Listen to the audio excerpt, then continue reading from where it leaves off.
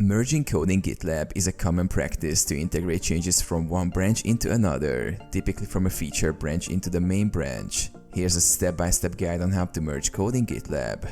Create a merge request. Navigate to your GitLab project. Click on Merge Request in the left sidebar.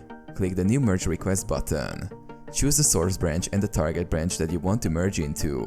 Review and fill in merge request details. Enter a title and description for the merge request. These should describe what the changes are and why they are necessary. Assign the merge request to a reviewer if needed. Add labels and set milestones if applicable. Review the code.